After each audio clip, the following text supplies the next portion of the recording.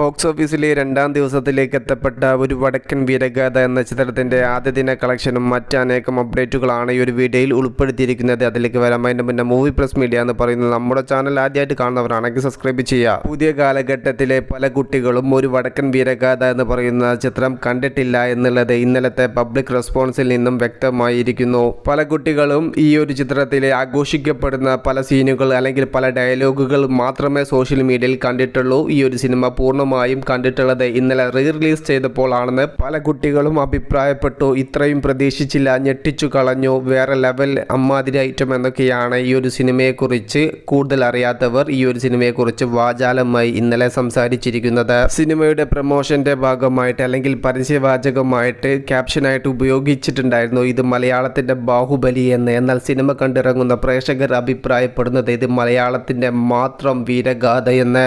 36 വർഷങ്ങൾക്ക് മുന്നേ തിയേറ്ററിലെത്തിയ ഈ ഒരു സിനിമ മാക്സിമം 4Kയിൽ എത്രത്തോളം ക്വാളിറ്റി കൊണ്ടുവരാൻ പറ്റുമോ, ഏതൊക്കെ രീതിയിൽ ഈ ഒരു സിനിമയെ മനോഹരമാക്കാൻ വേണ്ടി സാധിക്കുമോ അതെല്ലാം അവർക്ക് പറ്റുന്ന രീതിയിൽ മനോഹരമായിട്ട് തന്നെ ചെയ്തു വെച്ചിട്ടുണ്ട്. എവിടെയെങ്കിലും പാളിപ്പോയിട്ടുണ്ടെങ്കിൽ അതിനുള്ള കാരണം ലൈറ്റ് കുറഞ്ഞ സ്ഥലത്ത് അല്ലെങ്കിൽ കൂടുതൽ ബ്ലീച്ചായ സ്ഥലത്ത് അവിടെയൊക്കെയാണ് സിനിമയുടെ ക്വാളിറ്റി കാര്യങ്ങളെല്ലാം ചെറിയൊരു തോതിൽ നഷ്ടമായിട്ടുള്ളൂ.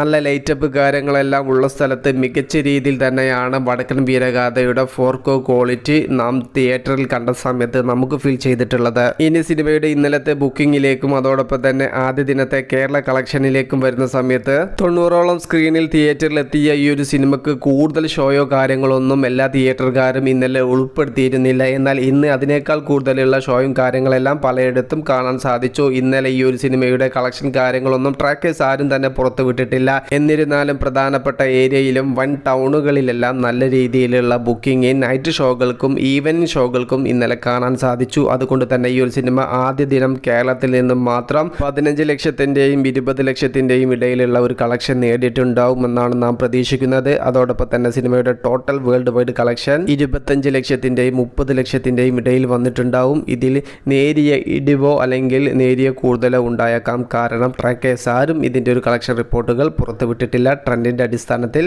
നമ്മൾ തയ്യാറാക്കിയ വീഡിയോ ആണ് ഇത്. ട്രാക്കേഴ്സ് ആരെങ്കിലും ഉടൻ തന്നെ ചിത്രത്തിൻ്റെ കളക്ഷൻ അപ്ഡേറ്റ് തരുകയാണെങ്കിൽ ഉടൻ തന്നെ നിങ്ങളിലേക്ക് എത്തിക്കാം. മൂവി പ്ലസ് മീഡിയ, ഞാൻ ജിരുജന.